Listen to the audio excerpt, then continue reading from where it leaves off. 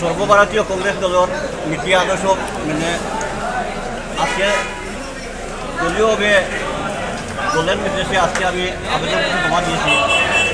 আর আমি খুব আশাবাদী আলগাপুর খানচিরপুর জেলা পরিষদ আসন আমার দলে কেন্দ্রীয় হিসাবে সিলেকশন দিব, আমি খুব আশাবাদী। আর এইবার নির্বাচনও মানুষ কংগ্রেস বুঝি আর হাইলাকান্দি পঞ্চায়েতটা কংগ্রেসের দখল করতো, এটা আমরা সবে মিলে চেষ্টা করতাম। সর্বস্তরের জনসাধারণের কাছে আবেদন। আর আজকে আমি নমিনেশন দলীয়ভাবে যে আবেদনপত্র জমা দিয়েছি, আমার আলগাপুর খানচিরপুর জেলা পরিষদ এরিয়ার প্রত্যেক জনসাধারণের কাছে একটা আকুল আবেদন। আমি আজকের দিনে সবরে হইতাম মানে হওয়া সম্ভব হয়েছে না, কারণ যদি সবরে খোয়াত লাগে তাহলে অন্ততপক্ষে 500-700 গাড়ির দরকার হইব। এর লাগে আমি সবার কাছে ক্ষমা পাচ্ছি, যাতে আমরা পরবর্তীতে দুই দলে আমরা বিবেচনা করে আর পঞ্চায়েত নির্বাচনের সময় আমরা যখন নমিনেশন দিব তখন একটা ঐতিহাসিক নমিনেশন আমরা হাইলাকান্দি জেলা পরিষদ ও আলগাপুর খানচিরপুর জেলা পরিষদ আসনও এটা ঐতিহাসিক নমিনেশন দিব, সবাইকে নিয়ে সঙ্গে নিয়ে এসে নমিনেশন দিব। আর আজকে সবারে না হইতে পারে, আমি সবার কাছে ক্ষমা প্রার্থী এবং দুঃখিত।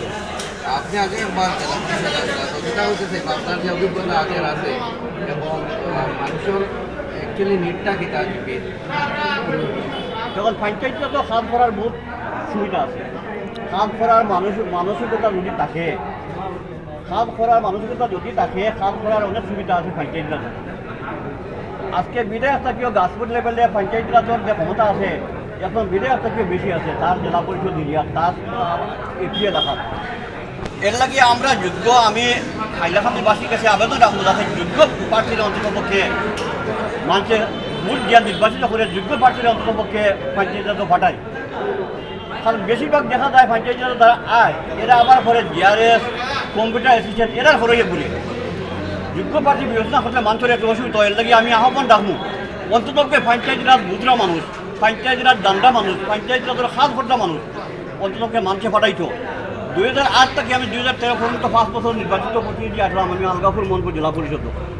আজকের দিনও আলগাপুর মনপুর জেলা পরিষদ এরিয়াত আমার যে 7টা জিপি আসলো, এই 7টা জিপিত আপনারা গিয়ে দেখবা প্রত্যেক জিপিত এখনও যেগুলো নদীর বিল খাত আছে বিগত 10 বছরেও আমার এখানে আরও 2জন জেলা পরিষদ আসলাম 10 বছরে তার 10% খাত আমি আজকে একদম বুক করে হয়তো আমার 10% খাম এলাকাত নাই।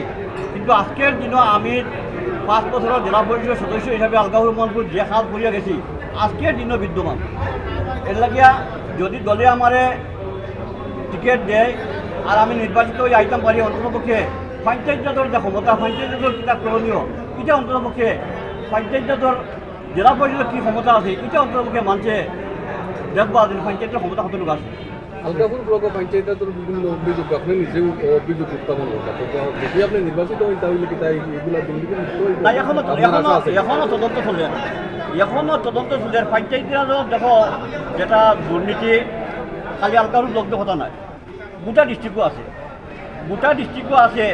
আর এই ডিস্ট্রিক্টও বড় ধরনের তদন্ত চলে বর্তমানে।